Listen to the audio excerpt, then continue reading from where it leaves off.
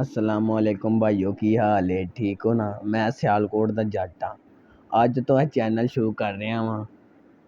ए वेखो मेरियां 4 मज्जां। मैं तुहानूं वारी वारी करके विखाना। ए वेखो ए त्रैवी मज्जां ने मेरियां। आ पहली जे ठीक है। हुण मैं तुहानूं दूसरी मज्ज अपनी विखाना। मीनी मज्ज है। हाँ जी वेखो मज़ा आया ना। हुण वेख्या जे मेरी तीसरी मज्ज बड़ी मेरी चहीती मज्ज है। मैनूं बड़ी पसंद है। वेखो हाँ आए बड़ी सोहनी क्यूट ही। अच्छा ठीक है। हुण असीं अपने सही है। हुण ते असीं तुहानूं अपना कम्म रोज़ विखावां करांगे। अज दा कम्म वेखो। सब नाल पैहलां असीं मज्जां कोल जान्ने आं। अहां ना अज मज्जां दा चोना दुद्ध।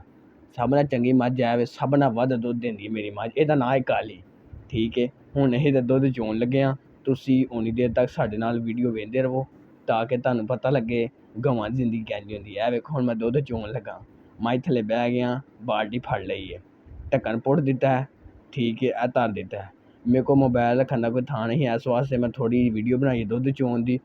ठीक है। वेखो ए आए ओए माशाअल्लाह हून लगाया वेख्या जे ऐ मैं दुद्ध चोना शुरू कर दित्ता।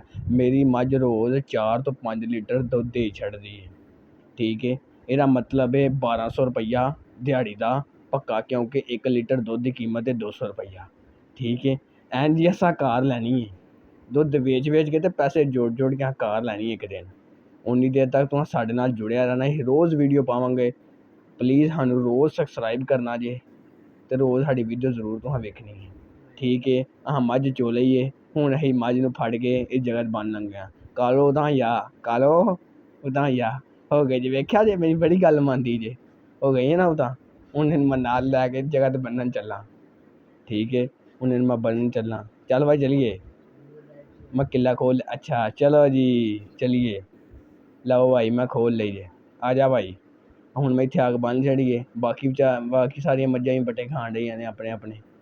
इहनूं भी लिया के बन्न छड़िया। हुण मैं सारेआं नूं अपनी हवेली करी विखालां। ऐ वेखो ऐ कालो जे चंबेली जे सारियां। ओह् वेखो अपना खोता भी जे। सारे जानवर बड़े मजे दा माहौल लाइक सबसक्राइब